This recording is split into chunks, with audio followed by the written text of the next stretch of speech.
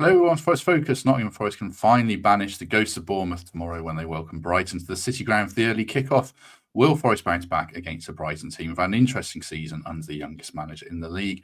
Joining me to give us the opposition view this week is the other half of FPL BlackBox with Mark Sutherland. It's Az. Good to have you back on the show. How are you doing this evening? Yeah, good. Yeah, thanks for having me back on. It's a strange week to be on after two.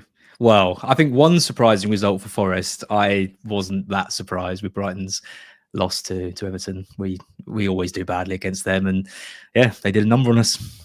It's the degree of the defeat for Forest, I think. Yeah, the killer. There certainly was a bruce one. But I'm looking forward to talking about a different game and hearing about the Everton results that you've had and the better results you've had and how it all works with Forest. I mean, just on your season so far, in a lot of ways, you're nicely upper mid-table. It looks really good. It feels like it could have been better when we get into the results. What have you made of it overall, and what have you made of the job that Herzl has done as the new manager? yeah. I mean, it's been a funny season because obviously we started the season so strongly under him, and we really looked like maybe another top six sort of finish might be on the cards. And I mean, that's not going to happen now. I think we're not in a relegation battle. We're not really looking for Europe. We're going to end up sort of around 10th. And like, it's fine. Like, it's not a problem. I've supported Brighton. We've been right down in the trenches. I've supported Brighton at the highs. And in some ways, we kind of deserve a sort of a nice sort of mediocre-ish season. I mean, it's still a decent season finishing in the top 10. But I think given the amount of money we spent on players in the summer, Hertz has come in. He was always a bit of a risk. I think he's done a decent job, but there's still some question marks around our play style, which we'll talk about in a bit. Some of the players that he's brought in. And yeah, I just don't really know where we kind of go from here. I think this season's kind of almost over, but we'll see what happens next year and what the plan is going forward. But we're in January, and I'm just a bit like, yeah, this is it. His management style seems interesting. I've seen a few clips of him, and he looks like, because he's young, obviously, he looks kind of like the player's best mate in a sense. Yeah, I saw he dropped Minter for turning up late, which is interesting because players shouldn't turn up late, but he did take action. What about him as a manager compared to De Zerbi, who looks kind of slightly mad, but obviously did a good job as well? Slightly mad. I think that's understating it a bit. Do you know what? It kind of, I think the kind of season almost sort of suits what Hertz has kind of brought to the club. I think he's taken out that kind of chaos, that chaotic element that De Zerbi had, and that was fun for a bit when we're getting like big wins against certain teams, and he's on the touchline, he's screaming his head off, and he's going absolutely mad in press conferences and all that. But it kind of gets a bit like stupid after a while. You become a bit of a circus, and I think Hertz has done a really good job of coming in and just kind of settling everything down a little bit. He obviously had this kind of kind of tag around his age, and that's it's rarely mentioned now. You don't really see people talking about it so much as they did at the start of the season. So he's come in, that hasn't really been an issue. He's settled down the club. He's got some good performances from some players. I think other players have maybe disappointed a bit, and yeah, I think overall he'll be happy with how it's gone so far. But I think there was potential to really kick on. Injuries haven't helped though as well. But I mean, a lot of clubs can say that. Yeah, looking at the summer signings, they signed. I don't even know how you say it. Kedioglu, I think it was. They signed other players. I've got your squad up now because I can't even remember some of their names, which probably says about how they've gone. Reuter. The players from Germany, Gruder, is it Vifa? I'm doing a read. Iari. Minte came in. Minte, who we were linked with. Matt O'Reilly, who I think is a good player, but has been unlucky. But some of these players, because I'm having to Google them, I think I consider myself fairly knowledgeable, means they probably haven't come off thus far. Is that fair? Yeah, I mean, Minte's been sort of in and out of the team. He's had some injuries, and that's been frustrating because he really is a key player for us. I think when he's fit, and you talk about him like being late to training and dropped and stuff like that. But I think the wingers were really important, particularly in the early part of the season. And then when Minte kind of got injured and went off the boil a bit, we've experimented with so many players on the right and just haven't managed to really nail it down. Like it was Kadioglu who scored against Man City, if you remember, back in God knows when that was, like October. And then after that game, he hasn't featured since. And we've tried to play Gruder, and he just doesn't look ready for the Premier League. I think he's one to watch, but he's not quite there. Solly March has just come back from injury. We've had Adingra playing on the right. His calls for Lamptey to go on there. That position has just been a real weakness for us, when at the start of the season it looked like a big strength. And then other players just haven't really. I mean, O'Reilly has looked good in parts, but hasn't really nailed it down. Weaver's been injured. Rutter looks great in spells, but I was warned by. I've got a friend who supports Leeds, and he warned me. He was like, "You're going to love him, but he's going to frustrate you." And exactly what's happened. He sort of doesn't really seem to have the end product, but he does everything else. So you kind of really bought into it, but then it doesn't really happen. Yeah, it's a lot of signings we made, and I don't really think any of them can say they've been a big success on our season, which is disappointing when you think about we spent 100 plus 100 million. A striker being a problem, because when I watch you, like, you had a spell where you were playing really well, I thought, with Welbeck in the team. João Pedro looks like I had him in FPL, and there's some games where he's playing left back, and I'm tearing my hair out and thinking, you're supposed to be striker, mate. So he looks like a good player, but a bit of an issue. And then Evan Ferguson as well, who I'll ask you about Evan Ferguson, perhaps potentially, depending on what you say, because he's going out on loan. We're recording this on a Monday night, by the way, so he might have signed for someone when this comes out. But has striker been an issue in general? Oh God! I mean, it hasn't. It hasn't. I mean, it hasn't, because Welbeck has had a brilliant season. At the start of the season, one of the main reasons we're doing so well was it's the best he's ever been, I think, in the Premier League. The season he's had in the first kind of 4 or 5 months. He got injured, and Pedro just isn't a 9. He can't play as a 9. He's not clinical enough. He's too important in the 10 position, because he spreads the play around so well, and he links up so well with other players. And when he's just isolated as the 9, it just doesn't work. And the way we play means that he's often he gets frustrated, and you can tell when he's frustrated, because he fouls goalkeepers and he gives away stupid yellow cards. And like you say, he drifts out to the left to try and receive the ball, which means we've got no one in the bloody middle to to get on the end of things. So yeah, I don't like him playing as a 9. And if Welbeck's injured, then who else we got? Ferguson hasn't had a look in. And Rutter, again, I don't think is a good 9. It is definitely a problematic position for us, but it's hard to find a striker who's going to get you 10, 15 goals. Just on Ferguson then, I mean, I'm looking into the future here, because the reports today are that he's going to go out on loan. We've been linked, so I must ask you about him, just on the off chance we sign him. Injury is a problem? The talent's not a problem? What's gone wrong for him, do you think? I think injuries have been a problem. I mean, he scored the hat-trick against Newcastle last season, and he was getting linked with, £200 million moves to be the next Harry Kane at Chelsea or whoever. And I sort of bought into that hype. I was thinking, he's got everything. He's young, he's strong, he's quick, he's really good with both feet, great in the air. I think the problems are the injuries he had. I think the lack of versatility he's got doesn't really help when somebody plays interchange positions. It hurts likes players to play on both wings, or as a 10, or as the 9, or wherever he wants. He can only function as a 9, and then potentially work rate is a bit of an issue with him. And I don't know him, but there are reports that training as well isn't always the best kind of trainer in the team. And I think when someone like Hertz's coming in, he's trying to stamp a bit of authority on the team. Players need to make sure in training they're at 100%. And if it's purely injuries, then I apologise to Ferguson. But my sense is that he's not been the best trainer, and for that reason hasn't really been playing. Yeah, that's what makes sense, because he's not been in the team for quite a while, even when fit. So as I sit here now, I kind of hope we don't sign him after hearing that.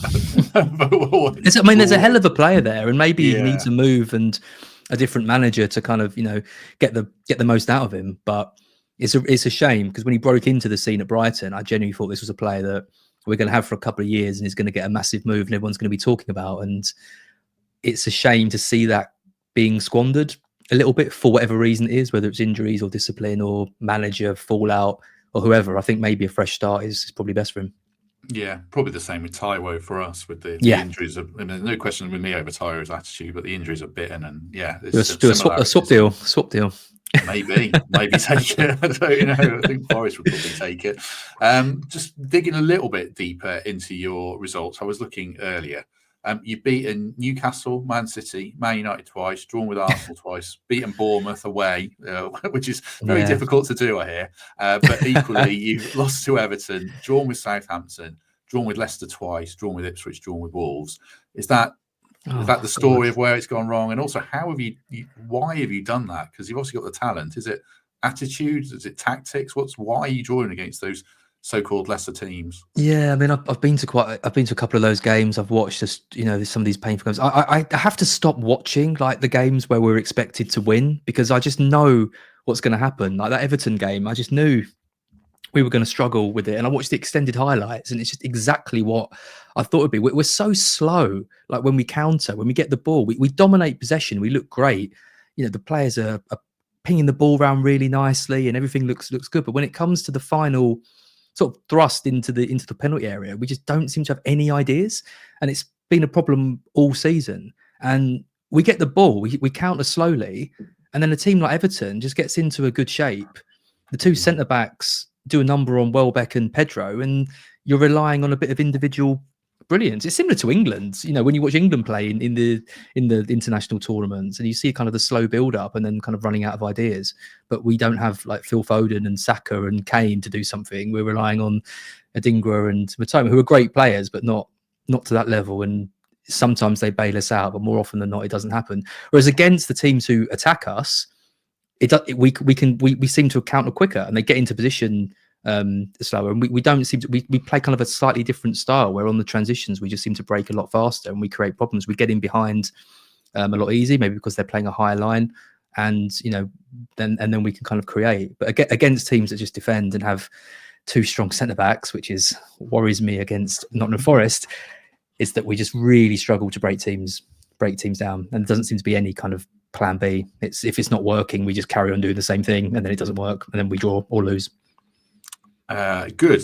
Hearing a lot of that. We'll tap into that a little bit more. But just before we do, a reminder that the Trent Navigation is open from 9 a.m. You can get your breakfast there. You can enjoy all the pre-match build-up with Fodders. Then you can watch the game if you don't have a ticket on the big screen because it's on TNT.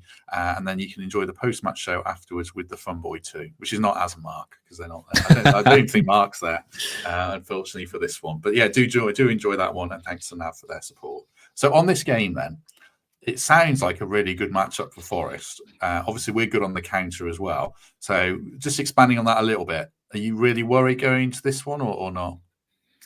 Yeah, I think it's quite an evenly matched game still.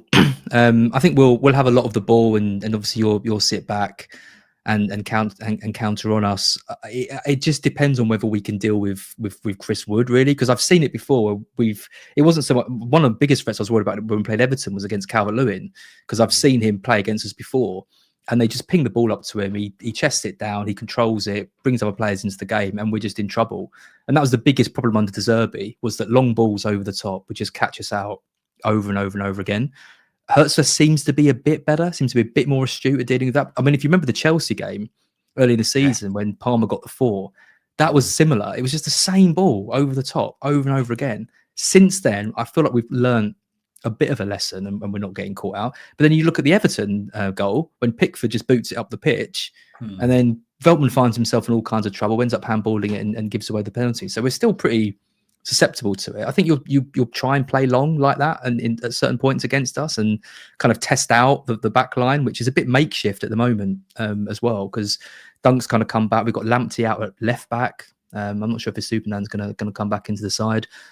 So yeah, I'm a bit worried about the physical nature of Wood up top, because we're going to have to kind of bring our centre backs up to look after him, and then we might get caught out on the wings, where obviously you've got great talent out there too. Just going through your team a little bit more, kind of back to front, I guess. Obviously, we know who's in goal. You've mentioned the defence roughly there. In midfield, I guess it's going to be Belieber, who seems to have cemented his team and looks unbelievable every time I see him. Yeah. Him and another, is it? Yeah. So, I mean, Belieber's probably been our best player this season. Welbeck is right up there, but Belieber's consistency and the engine he brings to the midfield in terms of that. I mean, without him, I don't even know how we'd start any attacks, because he's so good on the ball. Ayari's a workhorse and really puts a shift in every game, but hasn't really got that X factor to really kind of make something happen. So I'd expect those two there, and then obviously Pedro in the 10 behind Welbeck again, and he's the one where you're just looking for something to happen. But he's been really disappointing, I've thought, for quite a while now. He hasn't scored many goals at all. He's looked frustrated in games. again, he's got a good work rate, but the quality just hasn't quite been there. And we saw it at the start of the season. I mean, he was scoring great goals. He got us the winner at Manchester United early in the season, winning us kind of vital points. But he just looks a bit of a shadow of himself, and we need him to be at his best because he's our best player. Is it a frustration for you that I'm sat here thinking, oh, Believer will be in the Chelsea team next season? Have Brighton managed to move beyond that yet? Well, can they keep players now or not, do you think? Probably not. No, I think he'll probably go in the summer. It's another player who it's frustrating because you see, it's the same with Caicedo. It's been the same with Basuma. They struggle early on and the manager keeps faith in them. And as a fan, you watch them and you think there's a player here, but they're not really quite doing it. And that was Belabor last season. I watched him so many times and thought there's a player here, but he's not quite delivering on what I want him to do. And then suddenly they just emerge and then all eyes are suddenly on them. But what can you do if Chelsea or Arsenal or Man City come in with a 70, 80 million pound bid? He's gone. Like, there's no the club is always going to cash in on a player like that. He's obviously going to want to leave, and Bloom will trust the scouting team to go out to South America and find us a cheap replacement for 3 or 4 million. Weaver was supposed to be the kind of the new Caicedo, the new Basuma player. He's looked good in the couple of games I've seen him, but the injuries are a bit of an issue. Looking at the wingers as well, Mitoma v Olaine is a really interesting battle. Yeah. I assume that'll be one. The other side, will it be Adingra? Will Minter get back in? Will Solly March even come in? I don't know. Who knows? I honestly don't know. It's week to week. That position just seems to be an issue. I'd be. I mean, he seems to have a bit of faith in Gruder at the moment. He started a couple of games on the right. I haven't seen him do anything to warrant a start in this game. And like I said, Williams has been brilliant so far this season. So we really need that both of those sides to be at least even matchups and try to get the better of them. I'd hope that Minter comes back in and they test him up against Williams. But if he's still on naughty step or if he's not quite fit, then it could be anyone. There's about 6 players who could play out on the right. It's so hard to predict. What about going the other way, the players from our team that worry you? You've mentioned Chris Wood. Would you pick out anyone else that's really stood out for you when you've seen us this season? Yeah, I mean, the wingers again. I mean, Elanga on the right. I think I talked about him last time I came on here. I rate him so highly as a player. And I think, all the problems Manchester United have had with Anthony on that side, I can't believe they let a player like Elanga go because he's phenomenal. And it's going to be interesting to see who he's up against because I think as we've got a problem at right wing, but we've also got a bit of a problem at left back. And Lamptey can put in a shift, and it's nice to see that he's not been relegated to the bench this season because of injuries. He's played a lot more than maybe I thought he would, but he's not a left back. Like he's not. And whenever a player like Elanga is up against a player who isn't a natural left back, I think there could be issues with that. So it'd be interesting to see what we do on that side. And I think losing Kadioglu was a massive blow for us when we lost him because he could play left back, right wing. He could cover these positions, which have become problems for us. And without him, we're a bit light. Just starting to kind of sum up before we finish then. You've drawn so many games. You've drawn more games than anyone in the league. I think almost half your fixtures have been draws. So I guess you're going to tell me this is either going to be a draw or 1 goal either way. Please tell me you don't see another 5-0 coming or anything like that. It might be our turn for a pasty. I mean, a draw seems most likely, doesn't it? It was 2-2 sort of at the start of the season. I'd like to hope we could get a draw. I think a draw would be a good result for us. You've been absolutely brilliant this season. I'd like us to win. I always want to get one over on Mark in these, but this is the best Forest have been in the Premier League by far, and I think you can beat anyone. And when we got the win against Bournemouth, I would have taken a draw in that.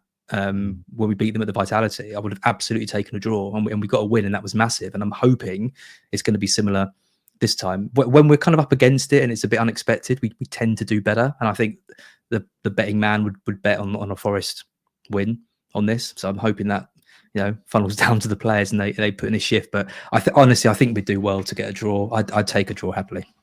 That win at Bournemouth, was that inspired by Pedro? I remember him having a couple of really good assists. Is he the one, if he turns it on and turns up, then you would think you back Brighton? The problem is he just hasn't done it enough this season. He needs to. I mean, if we've got any hope of winning against you, Pedro has to be playing like he was early in the season, because like Milenkovic and Murillo are just going to dominate, at all times. There's such a strong centre-back partnership, and they're going to look at Welbeck and they're going to look at Pedro and think, if we can keep these two quiet, where are the kind of goals going to come from? We think we're evenly matched on the other sides. The midfield is probably quite evenly matched as well. It's might come down to a bit of quality, but you'd probably back Chris Wood to make something happen with the goal scoring form that he's on. So Pedro's got to show what he's all about, and he's got to just create. He's got to make some space for himself. He's got to find that pass. He's got to do something to create a bit of space, and then we've got to capitalize on it. He's our only hope, in the words of Obi-Wan. I think. Well, hopefully we can shut him down. Hopefully so. Right, if you have enjoyed that, do us a favor. Do hit like, hit subscribe, consider channel membership or Patreon, or just give us a lovely 5-star review on iTunes or Spotify. As give us a plug for anything you want to plug. BlackBox, Fantasy Football Scout. I know you do stuff there. Anything you want to plug before we go? Well, I mean, FPL BlackBox is obviously what Mark and I do every week. So if you're into FPL and want to see more of Mark and a bit more of me, then check out FPL BlackBox on YouTube.